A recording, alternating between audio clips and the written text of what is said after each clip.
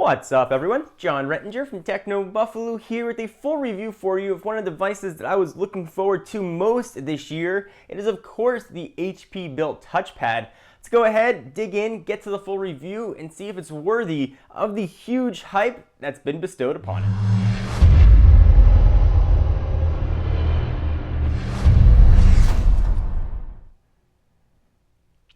So let me recap the specs very quickly of the HP touchpad. It's got a 9.7 inch, and of course that's diagonal display with a resolution of 1024 by 768. It's getting all its power from a dual-core Qualcomm built Snapdragon chip at 1.2 gigahertz. So that's 1.2 gigahertz on each core. Alright, so let's go ahead and talk about the OS. This is WebOS 3.0, and there's a lot to talk about. So all that swiping and gestures that you loved or might not have loved about WebOS is all here. You can go ahead and swipe up from any of the bezels, with the one exception of the top one where the front-facing camera is located. But it works anywhere, so if I've got something open, said open up a web page, swipe up like you saw, you can go ahead and access your deck of cards. There's also a physical home button here on the bottom of the device when you have it all the way up in portrait orientation, which does exactly the same thing. So I open this up, hit the home button, and it'll take me right back to where I was. There's not much additional functionality you get with the home button. You can use it to take screenshots, for example, much like you can on an iPhone or an iPad. Hold this down, quick button combo, and it takes a screenshot. It's a bit superfluous and unnecessary. I found myself never even using that home button, but it is there. Notifications are a bit different. They show up in the upper right-hand corner. I've got a Facebook one that's popped up right there. You can see what it is. They'll also show up on the lock screen if you like them to. So you can see what it looks like right there. There's notification. Swipe off, and there it goes. Very unobtrusive. I love the way WebOS does notifications. They really do it right. They're completely out of the way, but you can access them whenever you need to. All right, so let's talk about this screen. The screen here is absolutely beautiful. I'll go ahead and open up a Techno Buffalo image. Video absolutely pops. Images absolutely pop. If you're looking at a website, the text is crisp and clear. The screen on this is absolutely great, beautiful. If you were worried about getting a washed out effect or worried it might look like, well, Motorola Zoom, for example, not to worry. You're going to get a beautiful, beautiful viewing experience here on the touchpad. All right, so now let's talk about the browser, since that's where we are right now anyway. The browser here is probably one of the best I've seen on a tablet, and that goes for any tablet in existence. It's extremely smooth. I very rarely saw that checkerboard pattern from loading. Pinch to zoom was extremely smooth. And one of the best things about this tablet is its ability to play Flash. And it plays Flash extremely well. Once again, the best implementation I have ever seen of Flash on a mobile device. Let's go ahead and go to YouTube, and we'll go to the native YouTube. We'll go to the YouTube channel, John4Lakers. So we'll go ahead and cue that up.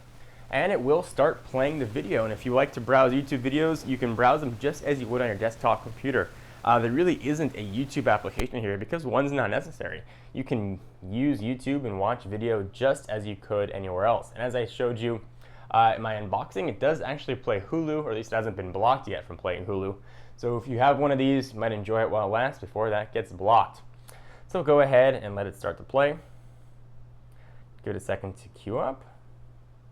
And you are going to get your video played. And you are going to get the same controls that you get on your desktop browser. You get the full scrubber effect across the bottom. You go ahead and make this full screen. Go ahead and turn the volume down so I don't make anybody deaf. It's a good time actually to mention the Beats audio speakers. There are two located here. The audio that comes out of these sound absolutely fantastic, although it's not going to do it justice to hear it come from the tablet to the camera, then upload to YouTube, which is going to sound average. Where the Beats audio really comes into play, though, is when you have headphones plugged in. The audio that you get out of this is absolutely outstanding. All right, so here's Flash playing. You can see John Quatch. If you make it full screen, you get a pretty nice viewing experience. It stutters for just a second, then it opens up in full screen. Now this I found a little annoying. You can't watch YouTube videos in any orientation you want. You can only watch it the way it wants you to, which is like this. It's not a giant deal, but something that I found very annoying while watching a video, laying in bed or something. I have to keep turning around if I didn't have it set up the right way. So there is Flash content, no stuttering, really smooth. If you like to watch a lot of Flash videos, this is absolutely a wonderful choice. All right, so let's go ahead and exit out of this.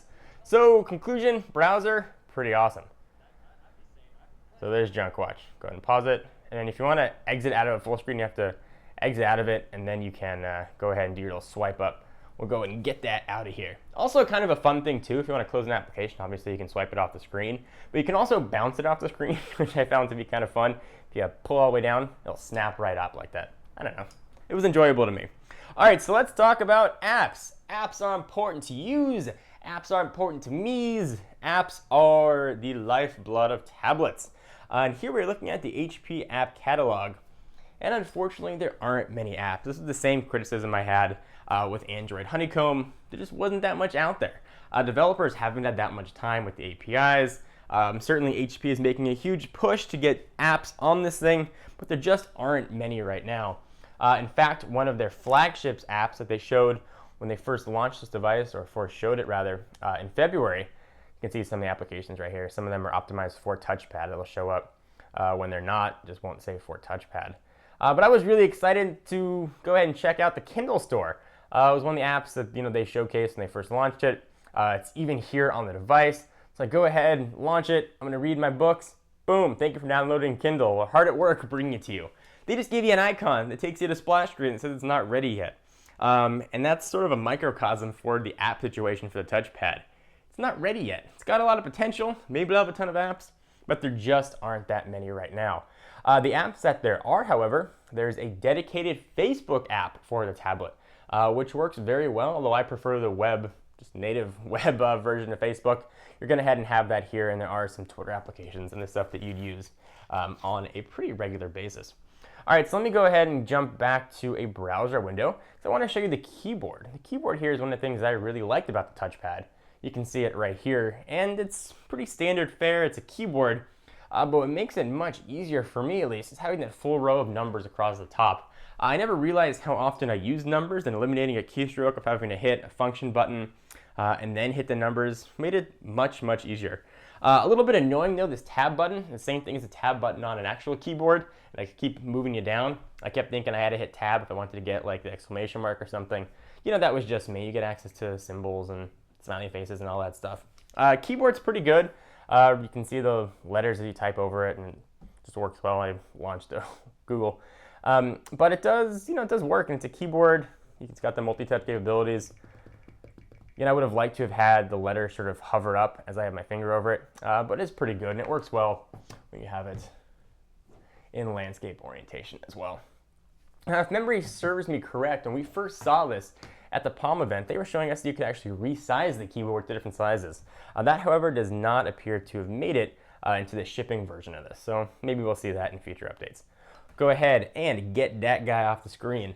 Let's go ahead and check out email. This will use, Palm or HP's now Synergy applications, where it'll sort of bring everything together. It's email, it works. I like that you have these sort of sliding panels so you can move things over and get more room depending on what you need or don't need or what you want to see. It's a very elegant interface, and the email just works pretty well on here.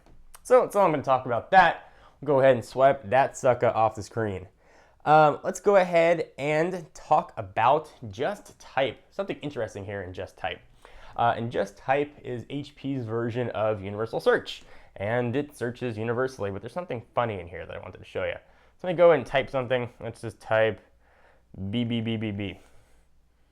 And you can search on Google, and there are other sort of functionality you can put in here. We'll hide the keyboard, Twitter, YouTube, and all that stuff. But if you look at that YouTube logo, it is super pixelated. All right, so there you go. You can see that YouTube logo. It is just completely pixelated. It's funny that that made it into the shipping build. I don't know. It's one of those little things that I wanted to point out. All right, so let's talk about build quality here of the HP touchpad.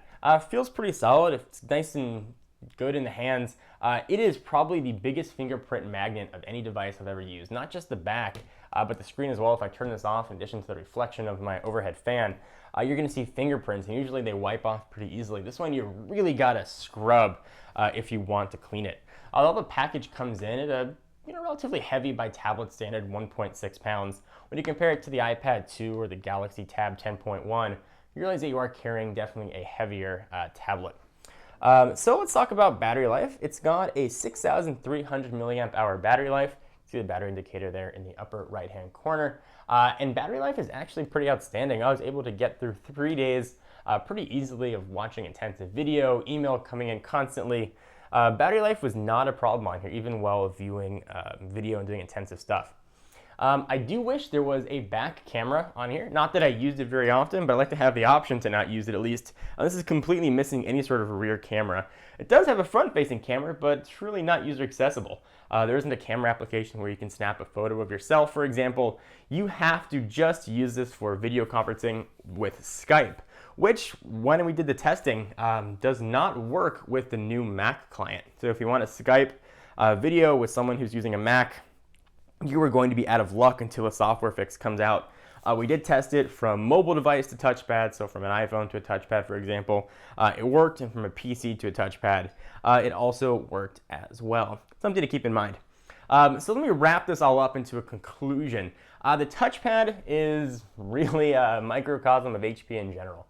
A lot of potential. You know, there's a lot here. The operating system is smooth, it's slick, but there's just something about it that makes you realize you can't use it on an everyday basis.